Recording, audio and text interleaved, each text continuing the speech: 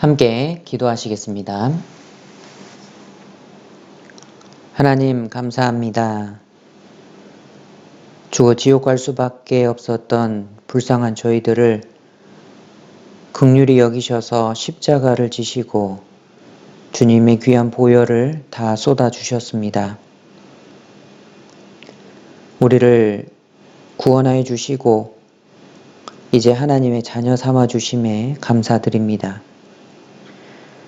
주의 몸된 교회 가운데로 우리를 인도하시고 주님의 말씀과 교제로 양육하시고 길러주시니 감사드립니다. 주 성령님을 보내주셔서 우리의 모든 연약함을 감찰하시고 담당하여 주시고 모든 어려운 가운데서 건져주심에 감사드립니다. 우리 구원받은 파리교회 귀한 형제 자매님들 모든 상황 속에서 주님과 동행하는 삶을 살아갈 수 있도록 도와주시옵소서. 주님께서 사랑하셔서 세우신 몸된 교회 주님이 지켜주시고 이 교회를 통해서 하나님의 복음이 널리 퍼져서 주님께 영광이 되도록 도와주시옵소서.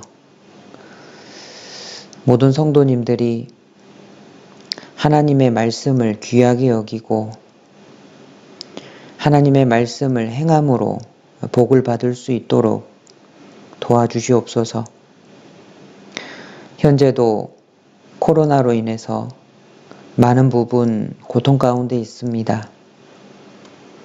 우리 형제 자매님들 가운데서도 코로나에 직간접적으로 영향을 받아 많은 부분 경제적인 손실도 있고 건강도 영향을 받고 있습니다.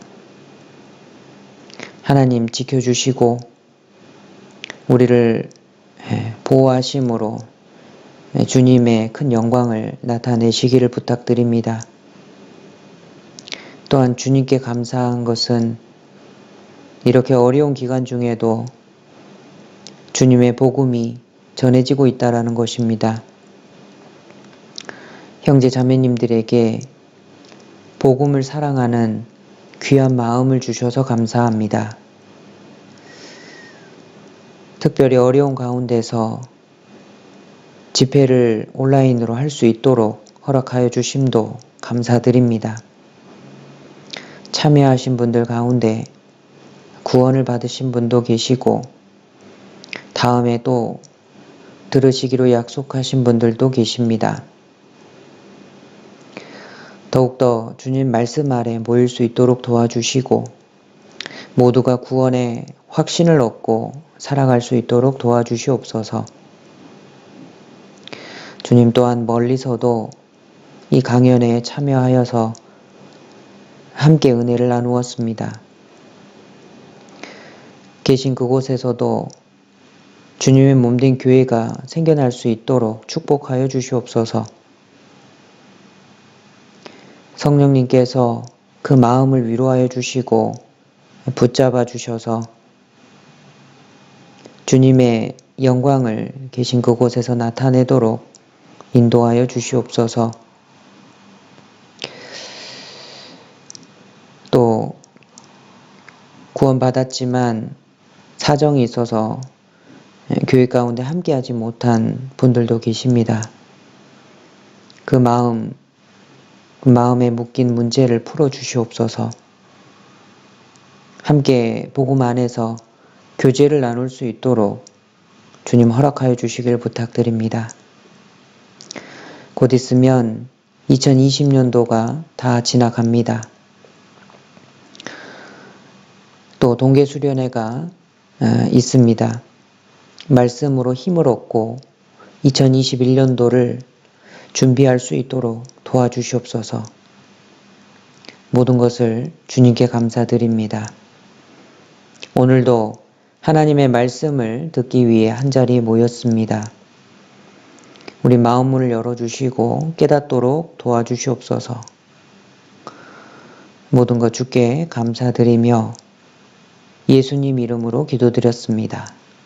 아멘. 마태복음 28장 말씀을 함께 찾도록 하겠습니다. 마태복음 28장 19절로 20절 말씀입니다.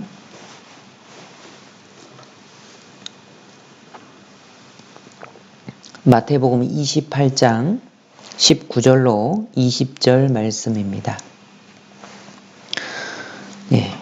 찾으셨으면 함께 읽어보도록 하겠습니다. 그러므로 너희는 가서 모든 족속으로 제자를 삼아 아버지와 아들과 성령의 이름으로 세례를 주고 내가 너희에게 분부한 모든 것을 가르쳐 지키게 하라. 볼지어다 내가 세상 끝날까지 너희와 항상 함께 있으리라 하시니라. 됐습니다. 오늘 본문 말씀은 마태복음 28장 19절로 20절입니다. 오늘 제목은 그리스도의 제자라는 제목으로 함께 말씀을 생각해 보고자 합니다. 지난주에 5일간에 걸쳐서 성경 강연회를 가졌습니다. 많은 분들이 참석을 해 주셔서 정말 감사드립니다. 새로 참여하신 분들도 계시고요. 또 지금도 참여하고 계신 분들이 있어서 참으로 감사드립니다. 새로 참여하신 분들 가운데 구원을 받으셨다고 말씀하시는 분이 계셔서 정말 하나님께 영광을 돌립니다. 또 최근에 구원받으신 분들이 구원의 확신을 더욱 갖게 되어서 그것 또한 하나님께 감사가 됩니다. 계속해서 이 구원의 역사가 일어나기를 간절히 기도합니다.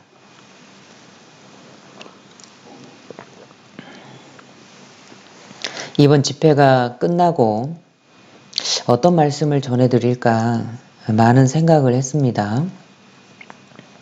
그런데 방금 읽은 본문이 생각이 났습니다. 순서상으로 이게 맞겠다라는 생각도 들었습니다.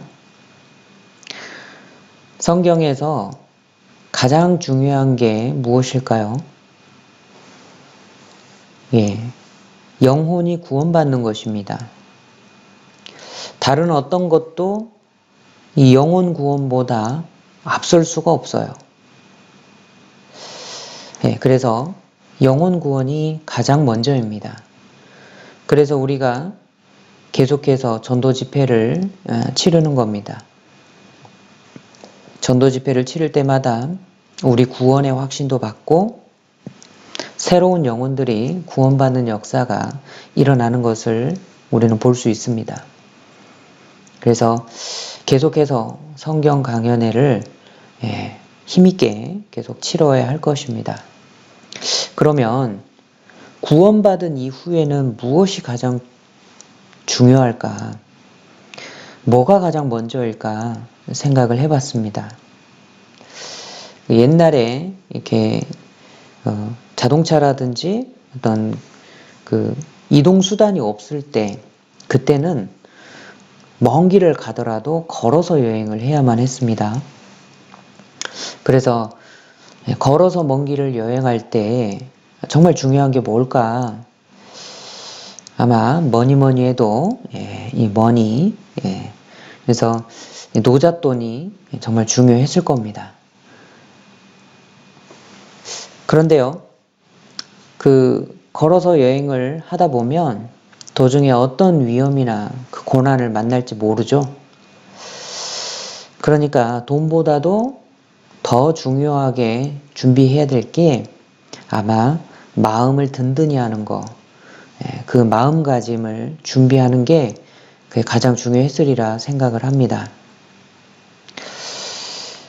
그런 것처럼 구원받은 이후에는 우리에게도 신앙의 여정이 펼쳐지게 됩니다. 철로 역정 아시죠? 거기서 잘 그려주고 있는 것처럼 신앙은 멀고 험합니다. 그렇다면 우리는요, 신앙의 규칙보다도 먼저는 각자의 마음을 더 단단히 할 필요가 있을 겁니다. 예. 구원받기 전에 우리의 신분은 마귀의 자녀였죠. 본질상 진노의 자녀였습니다. 그런데 예수님께서 십자가의 보혈을 흘리시고 우리는 그 피가 나의 모든 죄를 영원히 사해 주신다라는 그 믿음을 믿고 우리가 의인이 되었습니다. 그리고 우리는 하나님의 자녀가 됐죠. 천국의 자녀가 된 겁니다. 요한복음 1장 12절에는요.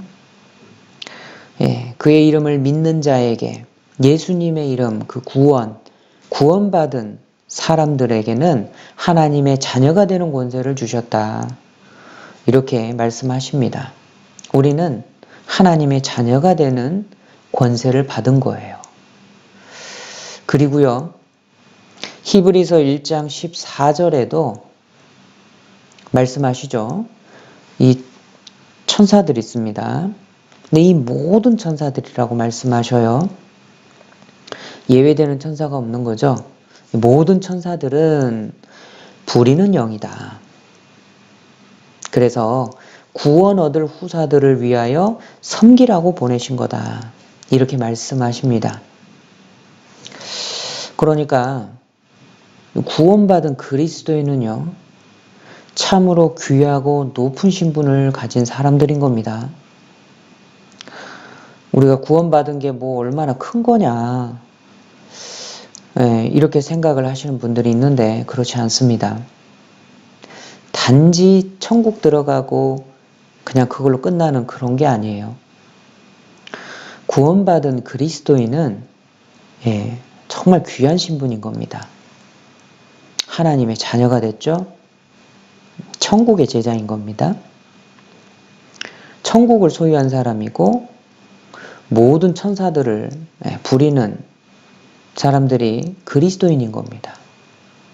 그래서 이 그리스도인의 지위는 굉장히 높아요. 네. 그러면 우리는 높은 것만 생각하면은요, 사람이 편해지고 이 마음이 높아지죠. 누리려고만 합니다.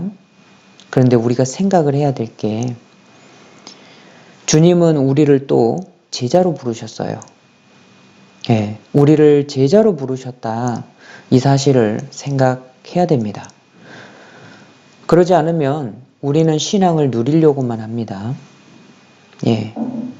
당연히 하나님은 나에게 이걸 해주셔야 되고 저것도 해주셔야 되고 내가 신앙생활 하는데 필요하니까 당연히 물질도 채워주시고 내 영적으로도 축복을 해주시고, 이거를 너무 당연하게만 생각할 수도 있겠죠. 맞습니다. 그런 것들을 다 주십니다. 다 주시는데 반대로 그러한 것들을 받는 만큼 우리에게도 해야 될 의무가 있다라는 거죠. 자, 그 신분이 뭐냐? 또한 놀랍게도 그것도 영광이에요. 주님의 제자인 겁니다. 그래서 우리의 신분은 하나님의 자녀인 동시에 그리스도의 제자다라는 것을 우리는 생각을 해야 됩니다. 그래서 구원받은 이후에 신앙생활을 시작하기 전에 우리의 마음가짐은 나는 그리스도의 제자다라는 부분을 마음속에 염두에 두어야 될 겁니다.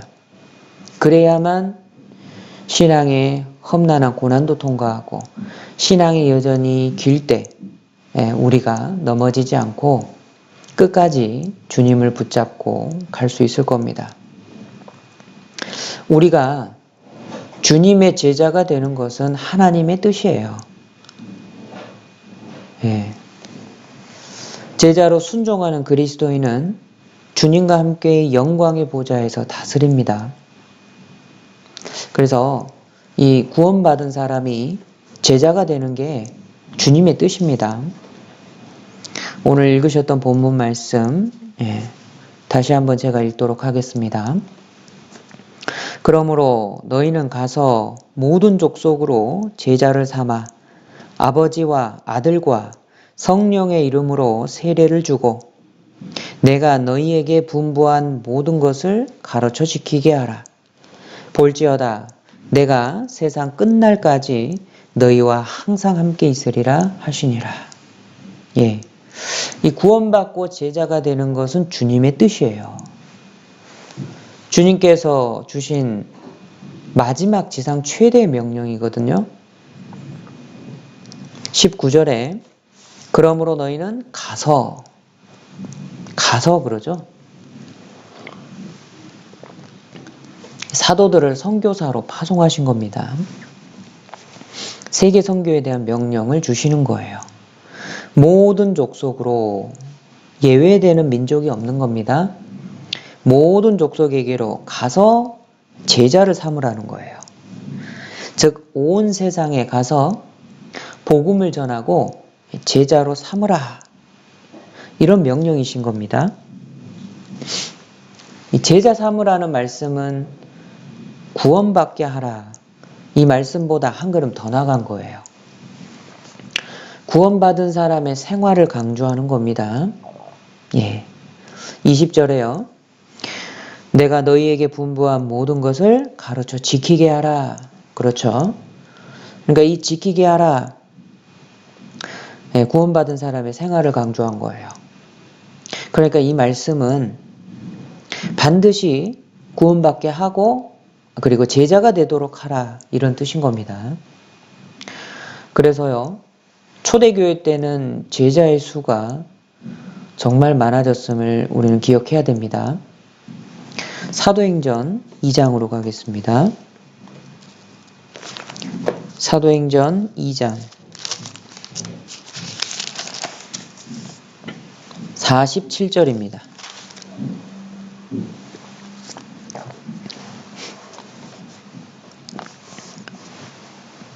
사도행전 2장 47절입니다. 하나님을 찬미하며 또 온 백성에게 칭송을 받으니 주께서 구원받는 사람을 날마다 더하게 하시니라. 자, 여기 보면 구원받는 사람을 날마다 더하게 하셨다 말씀하시죠.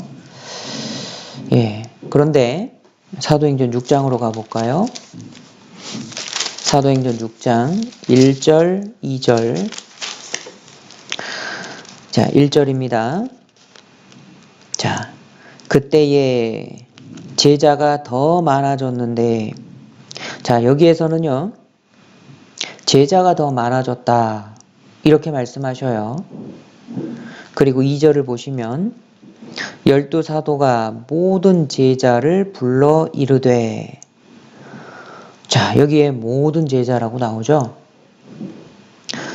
자, 그러니까, 구원받은 사람이 이제 주님의 제자가 되는 겁니다. 7절입니다. 하나님의 말씀이 점점 왕성하여 예루살렘에 있는 제자의 수가 더 심히 많아지고, 그래서 구원받은 사람은 그리스도의 제자가 되는 겁니다. 교회가 성장함에 따라 제자의 수가 심히 많아졌습니다. 자, 그런데 우리가 좀 생각해 볼 게 있어요. 구원을 받았다. 이거 하고요. 그리스도의 제자가 되었다. 그 구원받는 것과 그리스도의 제자가 된 것은 약간 좀 다릅니다. 구원은 이 죄인이 주님의 은혜를 깨닫고 믿음으로 값없이 받는 것입니다. 그러니까 예수님의 십자가 보혈을 깨닫고 이게 믿기만 하면 아무 값없이 구원을 받을 수 있어요.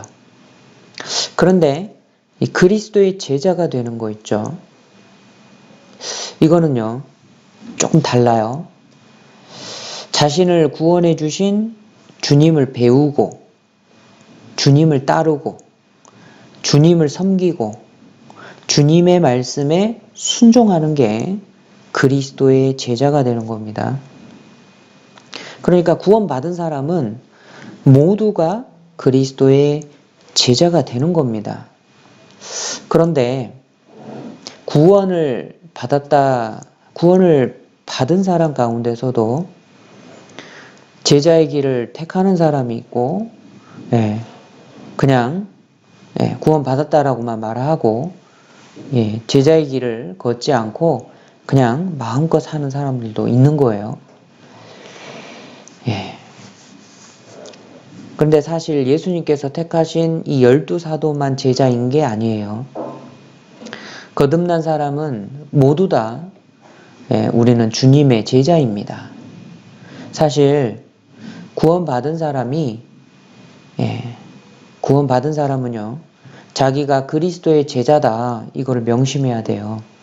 그리고 이에 합당하게 살아가야 됩니다. 그리스도의 제자로서 마땅히 어떻게 행해야 할 것을 배우고 그것에 순종하지 않으면요, 이 구원받은 사람도 그리스도의 제자로서는요, 실격이 될 수도 있어요. 주님은 구원받은 모든 사람이 그리스도의 제자로 올바로 살아가기를 원하십니다. 그런데 사실 제자로의 삶은 그리 쉬워 보이지만은 않습니다. 우리 사도행전 14장을 봐볼까요? 사도행전 14장, 사도 바울께서 하신 건데요. 21절, 사도행전 14장 21절로 22절입니다.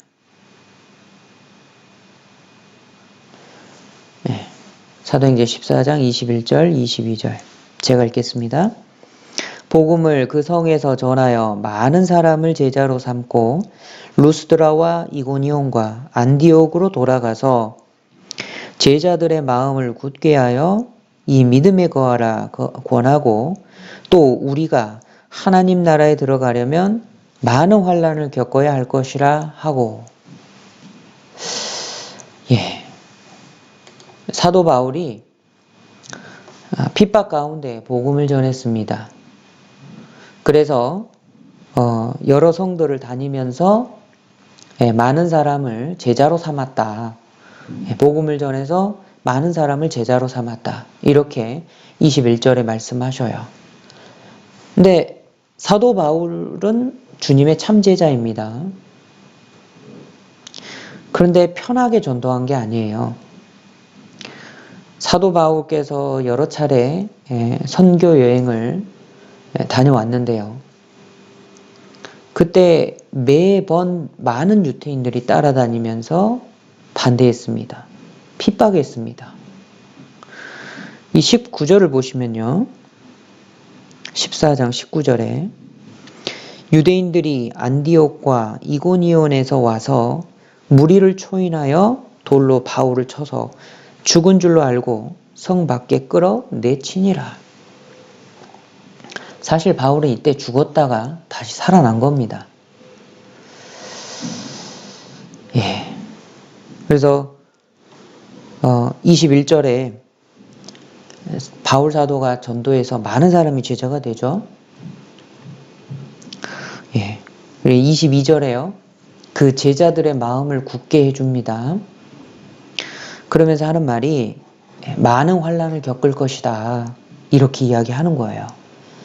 그러니까 이 믿음에 굳게 거하라고 그 마음을 단단히 해주는 겁니다. 맞습니다. 주님의 제자로 살아가는 것은 쉬운 게 아닙니다. 초대교회 당시에는요, 유대인들이 죽이려고 핍박하였죠. 좀 지나니까 이제는 이방인들이 죽이려고 핍박을 하는 겁니다.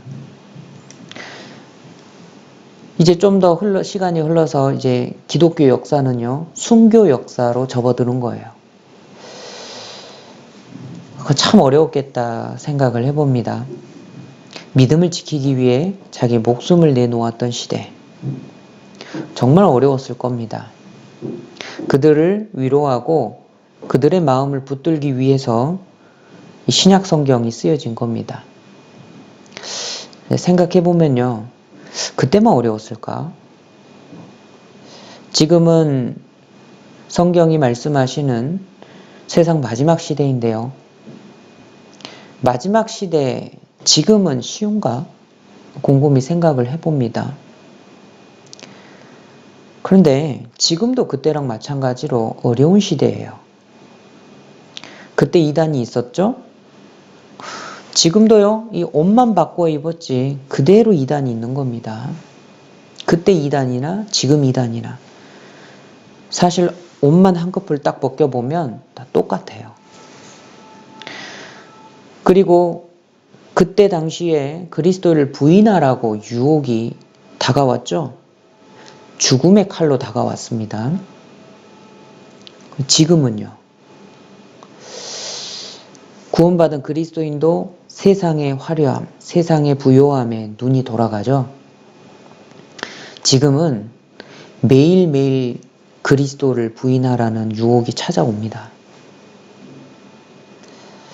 그리고요, 그때 성도들은 순교로서 믿음을 지켰죠.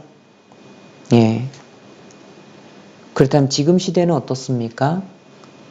마지막 시대 성도들은 매일매일 고린도전서 15장 31절에 간증을 해야만 합니다. 무엇입니까? 나는 날마다 죽노라. 예. 지금 시대도요, 어떤 면에서 보면 매일매일 순교하는 시대인 것 같습니다. 예. 주님의 제자로서의 삶은 이게 쉬운 게 아닙니다. 그런데요, 이 삶의 고난과 핍박이 있지만 쉽지는 않지만 그런데 그리스도의 제자들에게는 주님이 따로 주시는 영광이 있어요. 누가복음 22장을 찾겠습니다. 누가복음 22장 28절로 30절. 자, 누가복음 22장 28절로 30절입니다.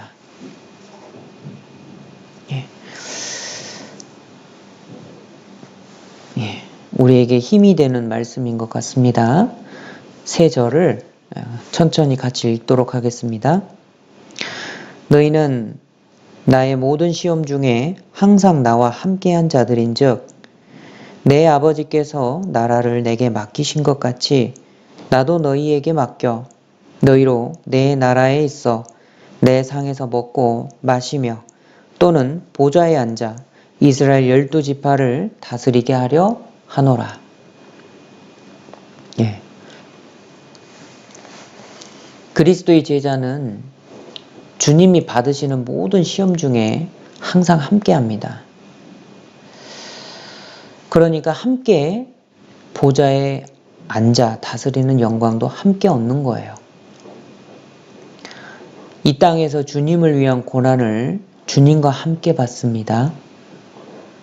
주님 나라에서는요, 다스리는 영광을 함께 받는 거예요. 어떤 사람들은 이렇게 말합니다. 에이, 천국에서 영광을 좀 못 받으면 어때요? 나는 이 땅에서 핍박도 안 받고 편하게 살다가 그냥 그렇게 천국 가렵니다. 이렇게 말씀하신 분들이 있어요. 이렇게 말씀하시는 분들이 있다면 가장 먼저는 자기가 정말 구원받았는지 먼저 돌아봐야 됩니다. 좀 구원받은 사람이 이렇게 이야기를 할 수가 있나요? 내 생명을 건졌으니까 다른 죽어가는 생명을 보고서는 고생스러우니까 안 하겠다. 이 말이잖아요. 그러니까 구원받은 사람이라면 이렇게 말할 리가 없어요. 나를 건지기 위해서 다른 분들이 너무나도 큰 고난과 핍박을 이겨내고 나를 건져준 겁니다. 그런데 나는 이제 살았으니까 나는 편하게 살다가 천국 가렵니다. 저 죽어가는 사람, 저 사람 건지려면 내가 고생해야 되고 고난받아야 되고 핍박받아야 되니까 나는 그거 안 하렵니다. 그냥 천국 가면 됐지. 상급, 천국에서 누리는 영광, 나 그거 없어도 돼요.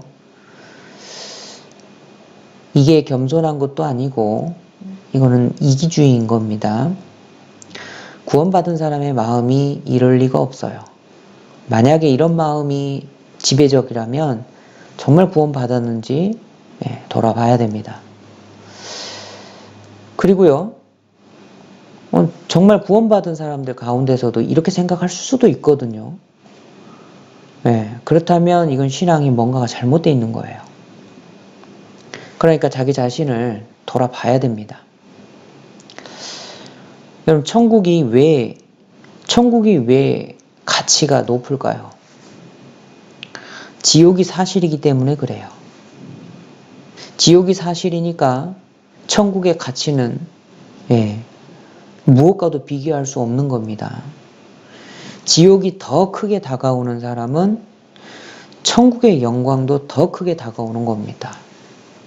그까지 상급 좀 못 받으면 어때? 구원받은 사람은 결코 이렇게 말할 수가 없어요. 그래서 이 구원받은 사람은 주님의 제자로 성장하는 것이 지극히 당연한 겁니다. 그래서 이 구원받은 사람이 그리스도의 제자로서 그 삶을 살아가는 것은 주님의 뜻이라고 할 수 있어요. 그러니까요, 구원받은 사람은 제자의 길을 걷습니다. 주님의 제자는 주님을 따르고 주님을 배우는 사람들인 거예요. 주님을 따르고 주님께로부터 배우는 사람들이 주님의 제자인 겁니다. 그리스도의 제자는 주님께 배워요. 그리고 주님이 먼저 행동으로 보여주셨죠? 실천해 주셨습니다. 그러니까 주님께로부터 배운다라는 말은 주님이 하신 대로 그대로 본받아서 행하는 걸 뜻합니다. 지금도 주님의 가르침은 계속되고 있어요. 참제자 있죠. 참제자. 가룟 유다는 제자였죠.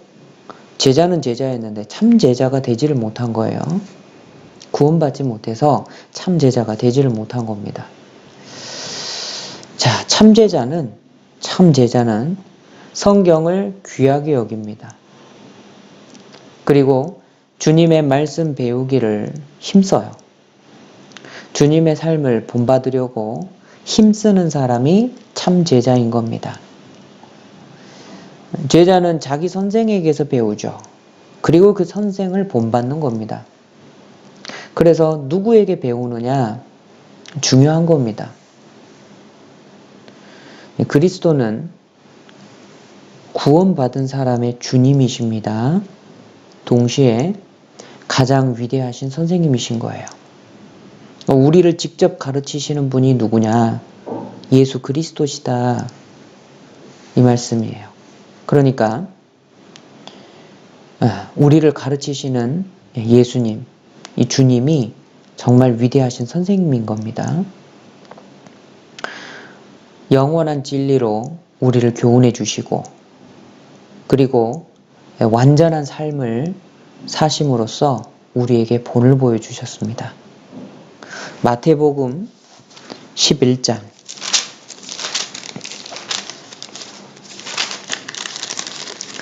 마태복음 11장 29절 마태복음 11장 29절입니다. 찾으셨으면 함께 읽겠습니다. 나는 마음이 온유하고 겸손하니 나의 멍에를 메고 내게 배우라. 그러면 너희 마음이 쉼을 얻으리니. 나는 마음이 온유하고 겸손하니. 주님은 온유하고 겸손하십니다. 주님의 제자로서의 삶은 주님의 멍에를 메고 주님을 배우는 겁니다. 주님이 어떻게 하셨나요? 도수장으로 끌려가는 한 마리 어린 양처럼 죽기까지 복종하셨습니다. 그 주님은 하나님께서 맡겨주신 일이 있었습니다. 바로 십자가의 사역이었습니다. 십자가 위에서 죽으시기 위해 맡으신 그 일을 이루시기 위해 묵묵히 순종하셨어요. 뺨을 맞으셨습니다. 침뱉음을 당하셨어요. 그래도 주님은 아무 대꾸를 안 하셨습니다.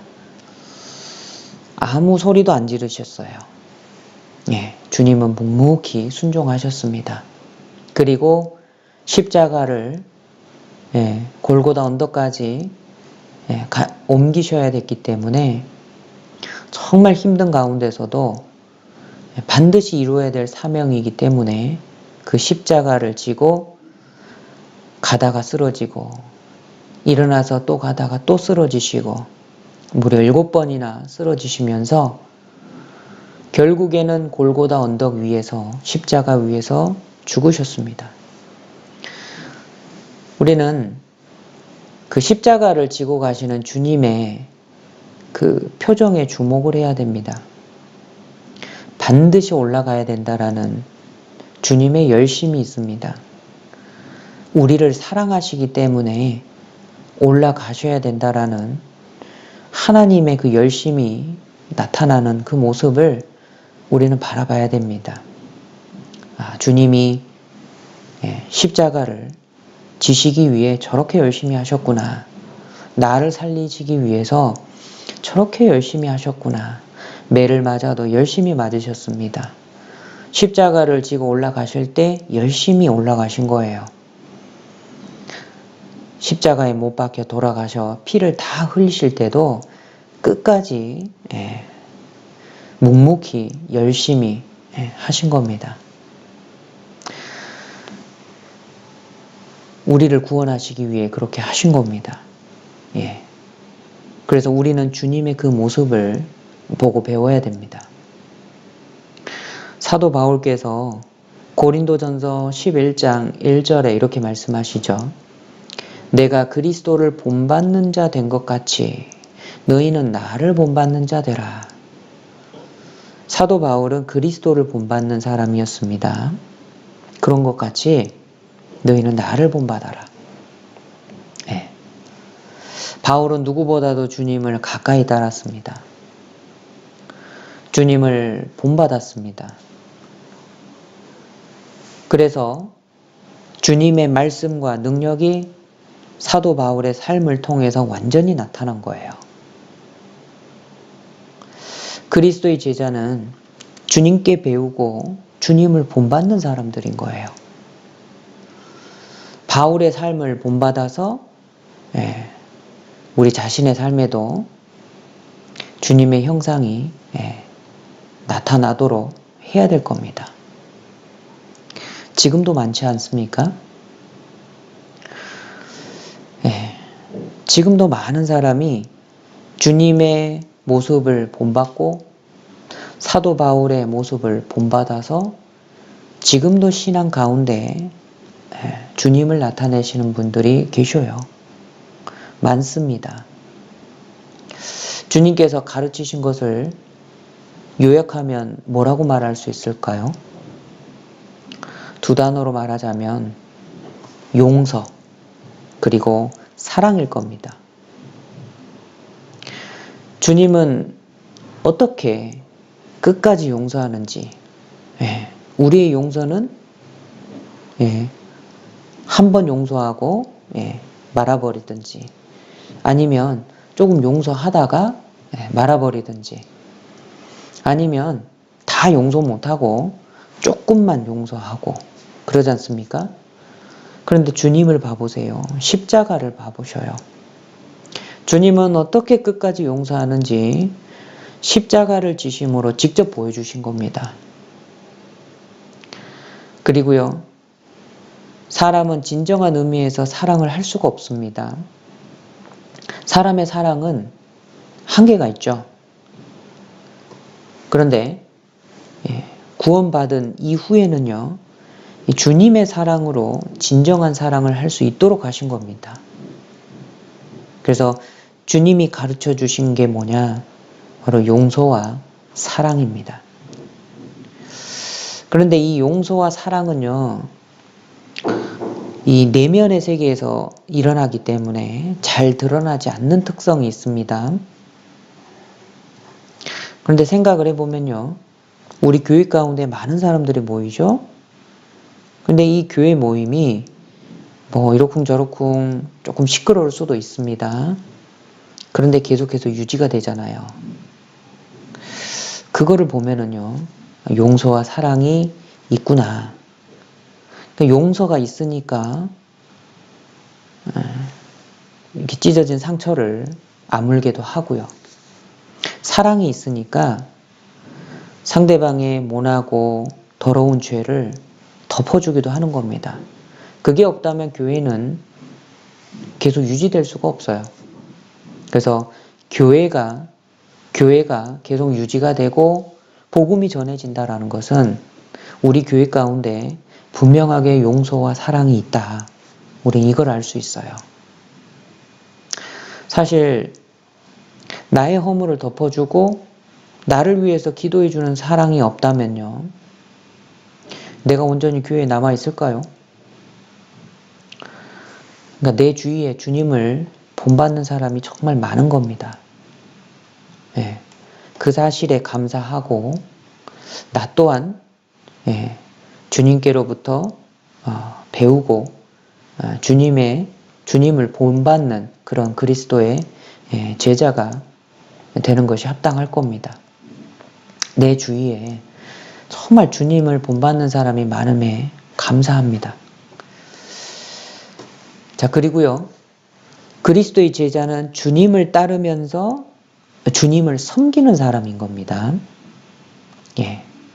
주님을 따르며 주님을 섬기는 사람인 거예요.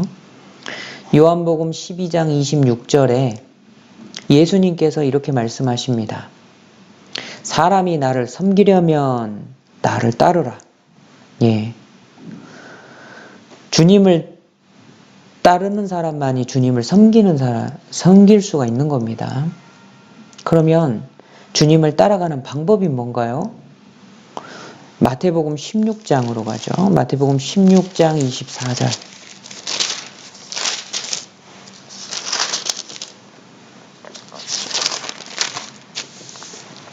마태복음 16장 24절. 제가 읽겠습니다. 이에 예수께서 제자들에게 이르시되 아무든지 나를 따라오려거든. 자, 예수님께서 말씀하시죠.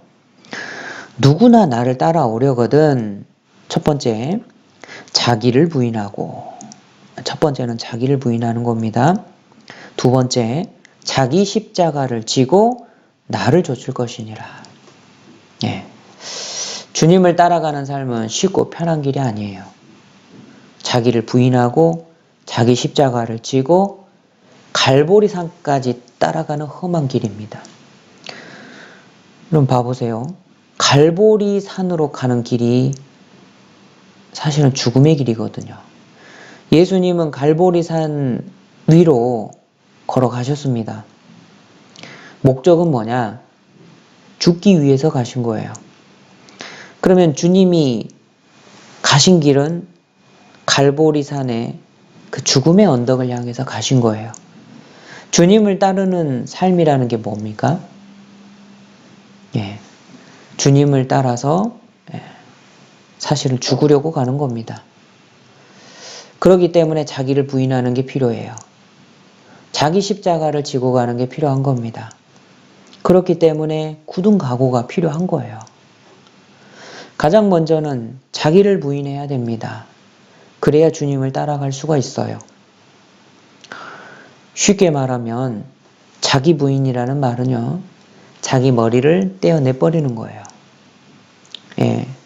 내가 머리가 아닌 겁니다.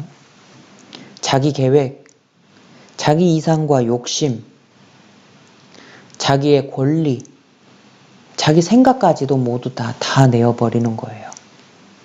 그게 자기를 부인하는 겁니다. 오직 나에게는 주님의 뜻만이 있을 뿐입니다. 만약에 자기 계획과 자기 계획 있죠? 그 본성, 자기 본성 있습니다. 이거 버리지 못하면요, 성령님의 인도하심을 받을 수가 없는 거예요. 사실 여기에서 많은 신앙의 문제들이 찾아오는 겁니다.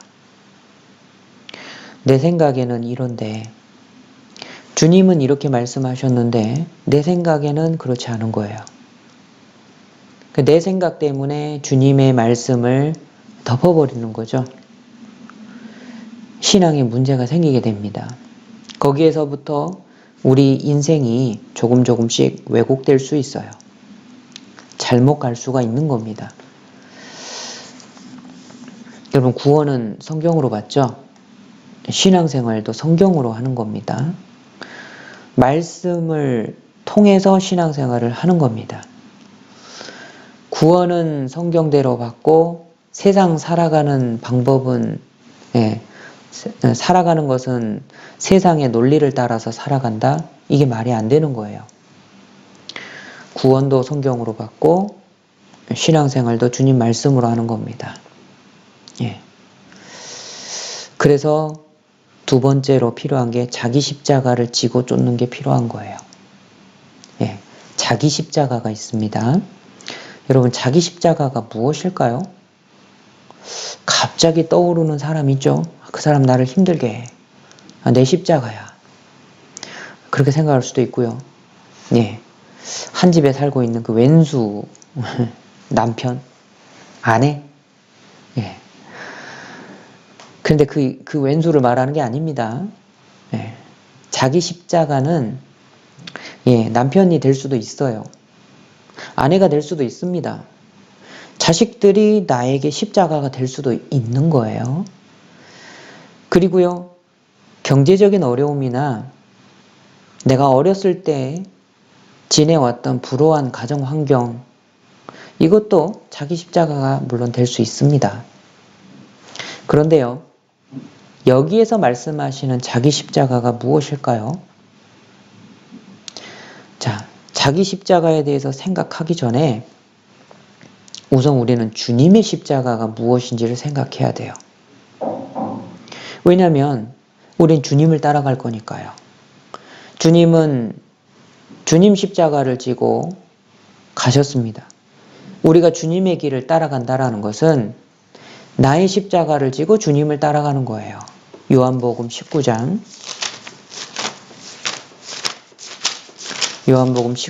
17절입니다.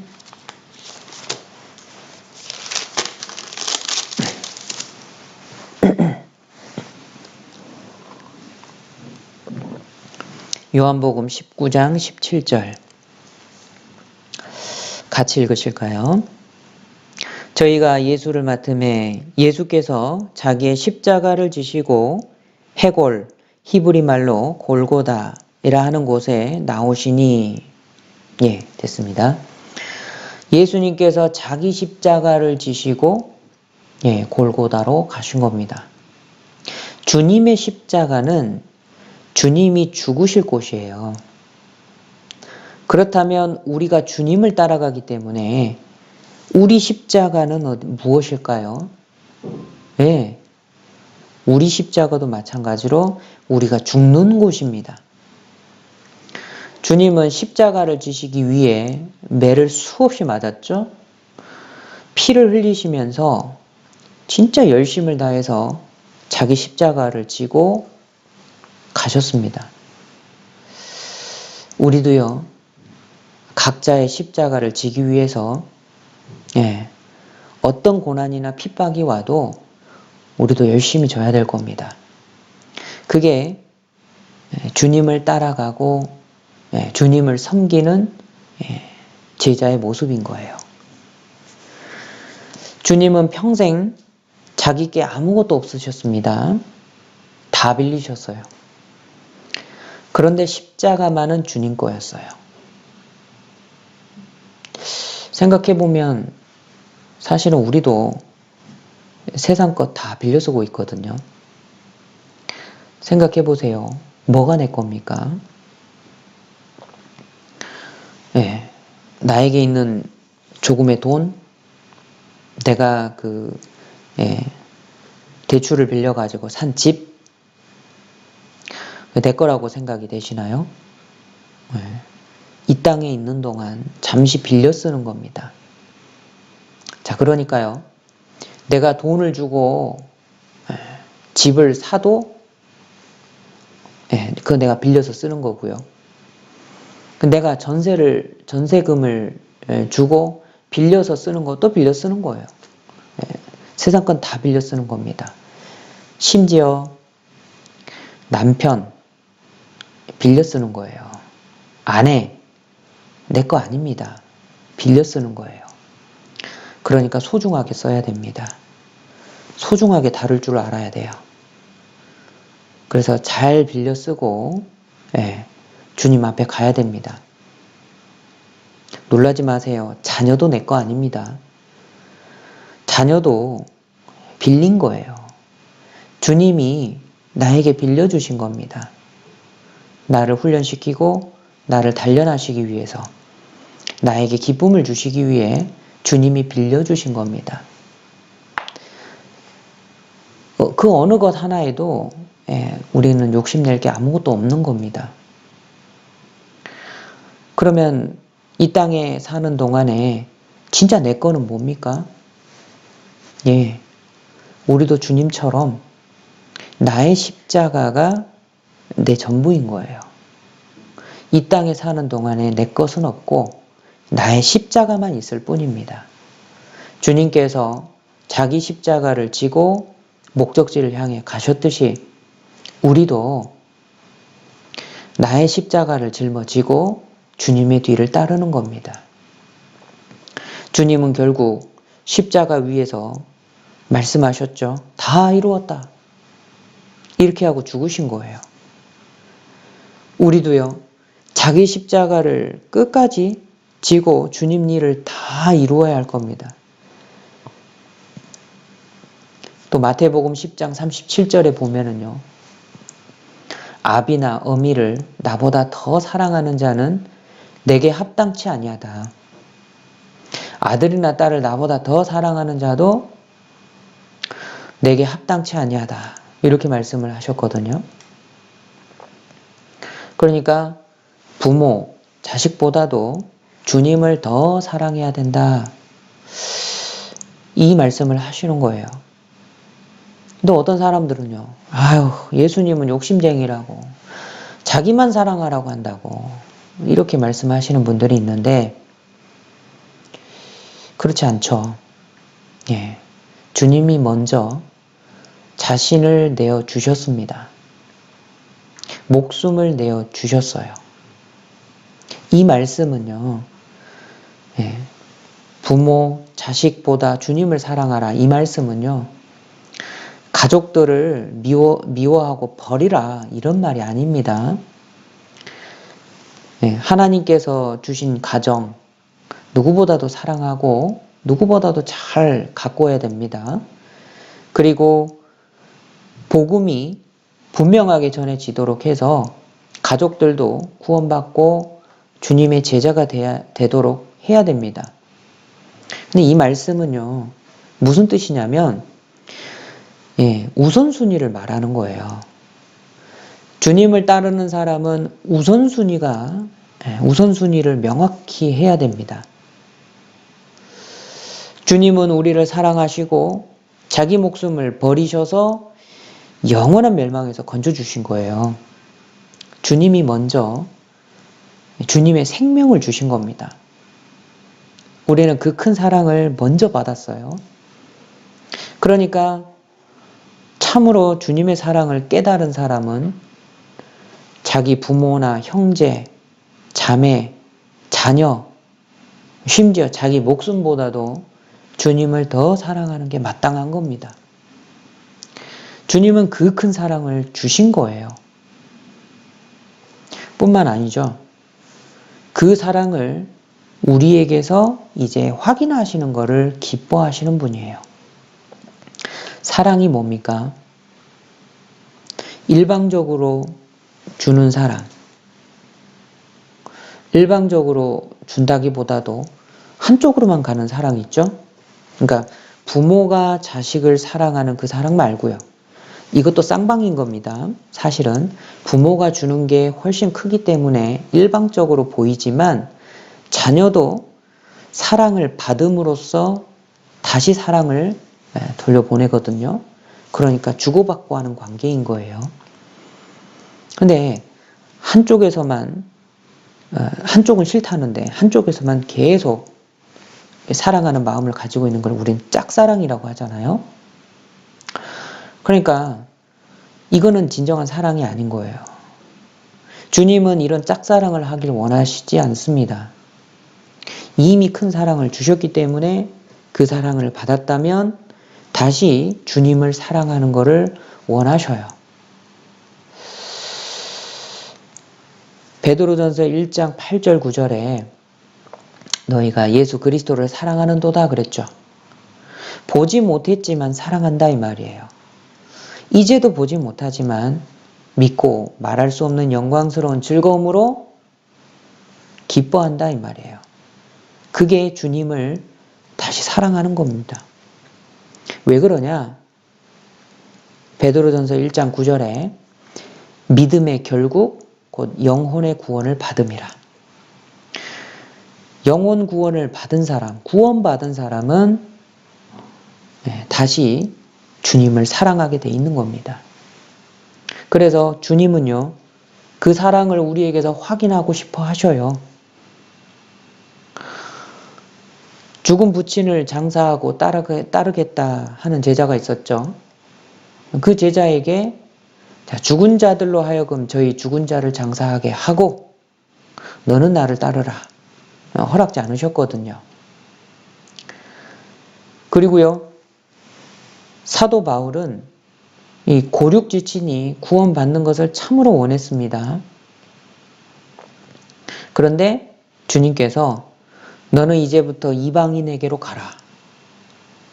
주님 명령을 따라서 세계 각 곳을 다녔습니다. 지금도 많죠. 사람이 태어나서 세상을 향해서 원대한 계획이 없는 사람이 세상에 어디 있습니까? 그런데 자기의 그 큰 계획 이걸 다 내려놓고요. 사랑하는 가족과 친족들을 뒤로 하고 주님을 따라가는 많은 제자들이 있습니다.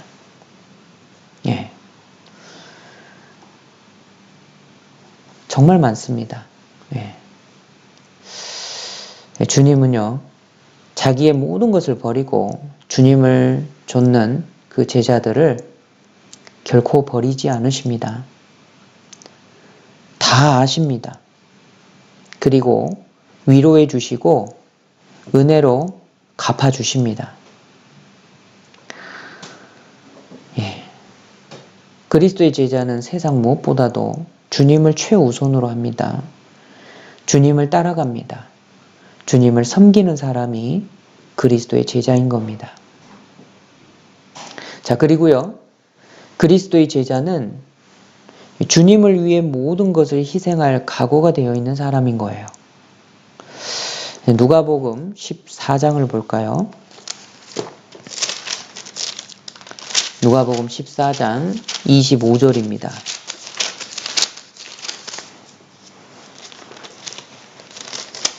누가복음 14장 25절 25절로 30절까지입니다. 제가 천천히 읽도록 하겠습니다. 허다한 무리가 함께 갈새 예수께서 돌이키사 이르시되 물은 내게 오는 자가 자기 부모와 처자와 형제와 자매와 및 자기 목숨까지 미워하지 아니하면 능히 나의 제자가 되지 못하고 누구든지 자기 십자가를 지고 나를 좇지 않는 자도 능히 나의 제자가 되지 못하리라. 너희 중에 누가 망대를 세우고자 할진대 자기의 가진 것이 준공하기까지에 족할는지 먼저 앉아 그 비용을 예산하지 아니하겠느냐? 그렇게 아니하여 그 기초만 쌓고 능히 이루지 못하면 보는 자가 다 비웃어 가로되 이 사람이 역사를 시작하고 능히 이루지 못하였다 하리라. 33절은 함께 읽으시겠습니다. 이와 같이 너희 중에 누구든지 자기의 모든 소유를 버리지 아니하면 능히 내 제자가 되지 못하리라. 여기 28절을 보시면요. 너희 중에 누가 망대를 세우고자 할진대. 그래서 망대 세우는 사람이 나옵니다. 이 사람은 자기의 가진 것이 준공하기까지 족할는지 그 비용을 먼저 예산을 해본다라는 거예요. 그런데 그 미리 비용을 계산하지 않으면요. 29절 같은 그런 결과가 나오는 거예요. 기초는 쌓았는데 이제 나머지 세울 수 있는 게 없는 겁니다. 왜냐하면 돈이 떨어져서요. 왜 돈이 떨어진 걸 몰랐느냐? 예산을 안 했거든요. 미리 돈에 대한 계획을 세우지 않았거든요. 돈이 되는지 안 되는지. 그래서 그것도 보지 않고 덜컥 시작했는데 기초 쌓는데 돈이 다 들어가 버린 거예요. 그러니까 기초만 터만 잡아놓고 세우지를 못하는 겁니다. 완공할 수 없는 거예요. 자, 세상에서 사업하는 사람들 있죠. 다 이렇게 합니다. 미리 경제적인 거, 재정적인 거 이거 예산합니다. 어떤 그 시간도 예산을 하고요. 그 노동력, 그 노력도 다 예산을 합니다. 그렇게 하고 세상 사업도 시작을 하는 거예요. 예, 너무 당연한 겁니다. 정말 당연한 걸 말씀하셨어요. 그렇다면 우리는 평생 신앙의 사업을 시작하죠. 예, 우리의 신앙생활은 평생인 겁니다. 이제 남은 평생을 신앙 사업을 하는 겁니다. 이 시작할 때 비용을 예산하는 게 합당하지 않겠습니까? 이거를 예산을 하지 않고 시작하면 좀 당황하게 돼요. 주님의 제자로서 주님을 따르는 예산은 어느 정도입니까? 네. 좀 내가 사회생활 하다가 시간이 좀 남으면 신앙생활 하고 부족하면 어쩔 수 없고 사회생활 하면서 돈 사업 하는데 돈 쓰고 나 이렇게 돈 하는데 돈 쓰고 내 먹고 사는데 돈 쓰고 이렇게 저렇게 쓸 거 다 쓰고 좀 남은 거 주님의 복음을 위해서 좀 이렇게 헌금하고 이렇게 예산을 하면 나중에는 당황할 수가 있어요. 야, 신앙생활이 이런 거였어? 야, 그럼 나 못해 하고 뒤로 나자빠지거든요. 우리는 신앙생활을 함에 있어서 주님의 귀한 사랑을 받았고 주님께서 또 함께 하신다고 약속도 받았고 나를 위해서 모든 걸 다 버리면 내가 다 주겠노라고 주님께 약속도 받았습니다. 자, 받은 우리에게 이제 예산을 말씀해 주셔요. 26절인 거예요. 물은 내게 오는 자가 자기 부모와 처자와 형제와 자매와 및 자기 목숨까지 미워하지 아니하면 능히 나의 제자가 되지 못하고. 그러니까 누구든지 가족들 뿐만 아니라 자기 목숨 그리고 자기의 모든 소유, 시간, 물질 그 모든 것을 다 예산에 넣어야 한다라고 말씀하시는 거예요. 망대를 세울 때 예산을 하지 않으면 도중에 멈추게 됩니다. 이 제자 예산을 세우지 않으면요. 중도의 신앙을 포기하게 돼요. 물질을 예산에 넣지 않으면 교회당 건축할 때 또 헌금하는 부분에 있어서 문제가 생깁니다. 이 물질을 내 거라고 생각하면은요, 예, 하나님이 내 것 뺏어간다 이렇게 오해하거든요. 그러니까 물질이 누구 것인지 처음부터 정확하게 계산할 필요가 있어요. 사실은 시간도 내 것이 아닙니다. 주님께서 우리를 값주고 사셨죠? 그렇다면 이제 남은 평생이 전부 다 주님 겁니다. 내 시간도 예산에 다 넣어야 돼요. 만약 예산에 넣지 않으면 날씨가 화창한 주일마다 문제가 생깁니다. 와, 저 사람들은 이렇게 화창한 날씨에 산으로 바다로 놀러 가는데, 야, 나는 교회당에서 말씀 듣고 있네. 예, 마음이 벌써 저 밖에 나가버린 사람도 많아요. 시간을 이 예산에 집어넣어야 됩니다. 그리고 자기 부모나 형제 자매를 예산에 넣지 않으면요, 가족들이 반대하면은 자기 신앙도 주저주저합니다. 부모님이 반대하면 꼭 내가 교회 가야 신앙생활 할 수 있나? 이렇게 생각을 하게 된다니까요. 그러니까 자기 부모나 형제, 모든 가족들도 다 예산에 포함을 해야 돼요. 그리고 자기 목숨을 예산에 넣지 않는 사람들이 있습니다. 자기 목숨을 예산에 넣지 않으면요, 이 사도 바울과 바나바를 따라서 1차 선교 여행을 갔다가 되돌아와 버린 사람이 있습니다. 마가예요. 선교의 현장이 너무나도 험하거든요. 그러니까 이러다 나 죽겠다 싶어서 이 마가는 너무 무서워서 돌아와 버린 겁니다. 자기 목숨을 예산에 넣지 않으면 등을 돌려버리는 거예요.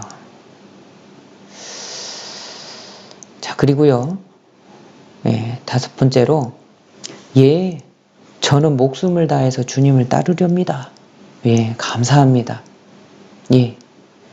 잘하신 거예요. 그런데 이런 분들 가운데서도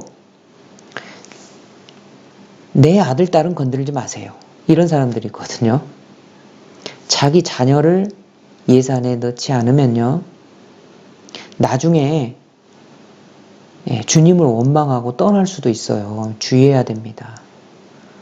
하나님, 제가 평생을 주님을 위해서 이렇게 살았는데 제 아들, 딸들은 지금 구원도 못 받고 저렇게 돼 있네요.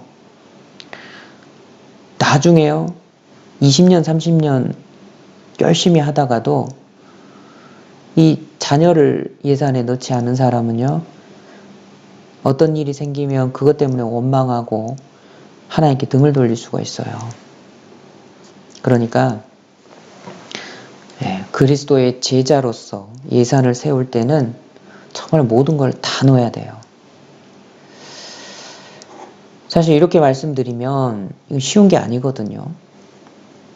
이 예산을 세우는 거는 절대 쉽게 세울 수 있는 게 아닙니다. 그래서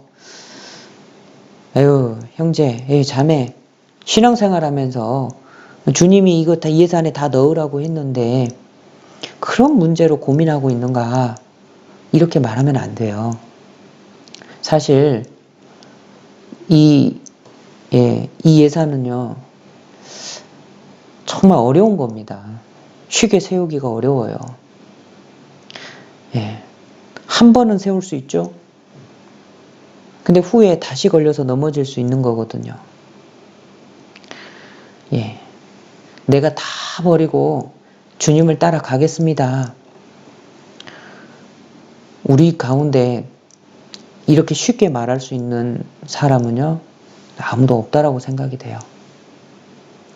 그런데 주님을 따르는 일에 모든 것을 희생할 각오가 되어 있지 않은 사람은요, 진정한 주님의 제자로서의 삶을 살 수 없다라는 거예요. 어려운 예산을 세우는 것이지만 주님을 따라가면서 주님의 도우심으로 하나하나씩 그 모든 것들을 예산에 포함을 시켜갈 겁니다. 그래서 우리는 매 순간마다 내려놓는 연습을 해요. 그리고 우리가 살아가면 살아갈수록 인생은 빈손으로 왔다가 빈손으로 가는 것이다. 우리 이거를 깨닫지 않습니까? 비록 힘들지만 우리는 욥의 신앙을 본받아야 돼요. 주님, 나의 모든 재산은 주님이 주셨습니다. 주님, 나의 자녀들도, 아내도, 그리고 내 생명도 주님이 주셨습니다. 주신 분도 주님이시고 도로 가져가신 분도 주님이십니다. 그러니 주님 뜻대로 하시옵소서. 우리는 매 순간마다 이렇게 내려놓는 걸 연습하는 겁니다. 처음부터 온전한 사람은 없어요. 점점점 주님의 제자로서 성장하는 겁니다.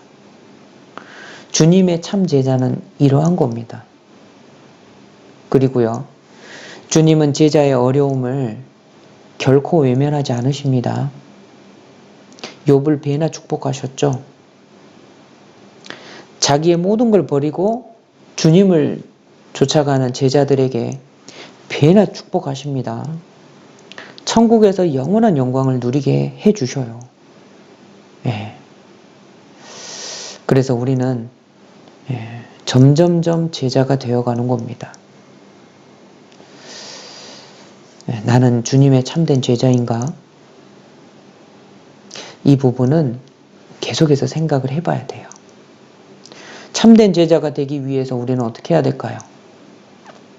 참된 제자는 주님과 운명을 같이 하는 사람인 겁니다. 운명을 같이 한다라는 것은 핍박도 함께, 영광도 함께 참여한다라는 거예요. 주님이 환영받는 곳에서는 제자도 환영받습니다. 주님이 배척받는 곳은 제자들도 배척을 받아요. 요한복음 15장 20절에 예수님이 이렇게 말씀하십니다. 내가 너희더러 종이 주인보다 더 크지 못하다 한 말을 기억하라. 사람들이 나를 핍박하였은즉 너희도 핍박할 터이요. 내 말을 지켰은즉 너희 말도 지킬 터이라.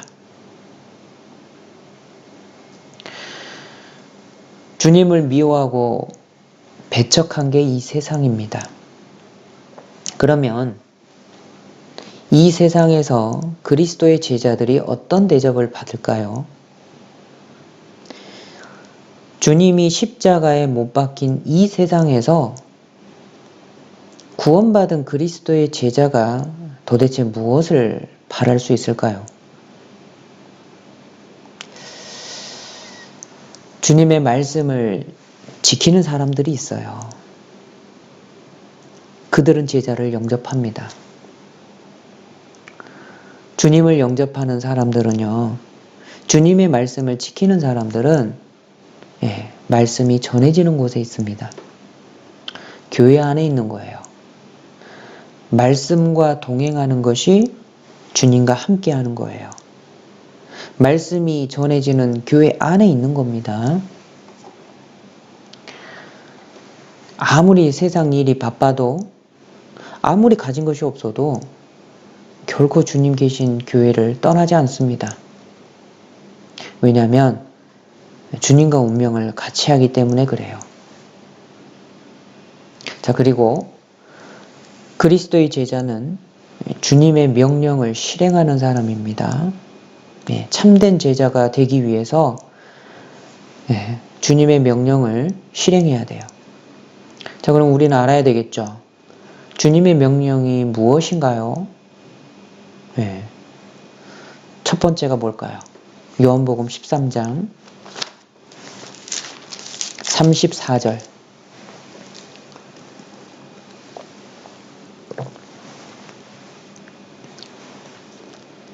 요한복음 13장 요한복음 13장 34절 같이 읽으시죠. 새 계명을 너희에게 주노니 서로 사랑하라. 내가 너희를 사랑한 것 같이 너희도 서로 사랑하라. 주님의 첫 번째 명령은 서로 사랑하라입니다. 그리고요, 마가복음 16장 15절 마가복음 16장 15절입니다.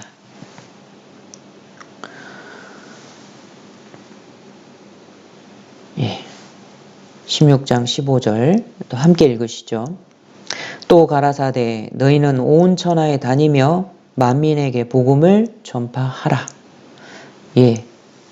주님의 또 하나의 명령은 복음을 전파하라입니다. 그러니까 주님께서 말씀하신 그 주님의 명령을 실행하는 사람이 참된 제자인데, 주님의 명령은 교회 안으로, 그러니까 안으로는 서로 사랑하고 밖으로는 복음을 전하는 겁니다. 이게 주님의 가장 엄한 명령이셔요. 그래서 참된 그리스도의 제자에 대해서 오늘 조금 생각을 해봤습니다. 마무리하겠습니다. 야고보서 1장 25절입니다. 야고보서 1장 25절.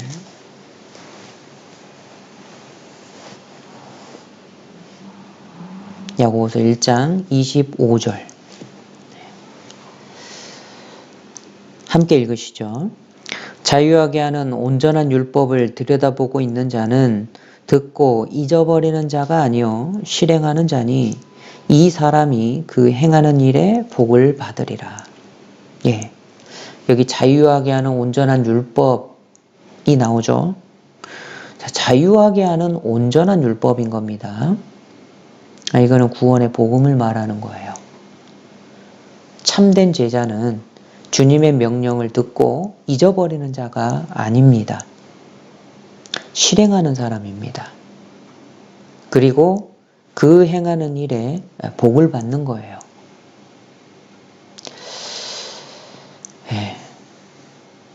여러분, 참된 제자, 그리스도의 제자, 주님께서 우리를 구원하시고 주님의 제자로 부르셨습니다. 마음가짐에 따라서 남은 신앙생활이 달라질 겁니다. 주님의 제자로서 정말 힘있게 살아가고자 마음을 먹는다면 남은 신앙생활에 어떠한 고난과 어려움이 찾아와도 모두 다 이겨내고 참으로 자유한 신앙생활을 할 겁니다. 그런데 이 제자로서의 예산을 충분히 세우지 못하면 계속해서 어려움에 부딪히고 삶이 힘들어질 거예요. 주님은 우리를 제자로 부르셨습니다. 마음가짐은 우리의 몫인 거예요. 제자로서 여정을 우리는 시작해야 됩니다. 벌써 시작됐습니다. 우리는요, 이 신발끈을 다시 한번 고쳐 매도록 해야 될 겁니다. 그래서 참된 제자의 그 모든 것들을 생각해 보고요. 주님을 따르고 주님을 섬기고 주님께 배우는 주님의 제자들이 모두 되었으면 좋겠습니다. 기도하겠습니다. 하나님 감사합니다. 우리를 구원하여 주시며 감사드립니다. 구원하여 주시고 교회 가운데 인도하여 주심을 감사드립니다. 성령님을 주셔서 모든 일 가운데 함께 하심도 감사드립니다. 이제 우리를 구원하시고 주님의 제자로 부르셨습니다. 우리는 하나님의 자녀로서 세상을 이기고 누리는 권세가 있지만 그 또한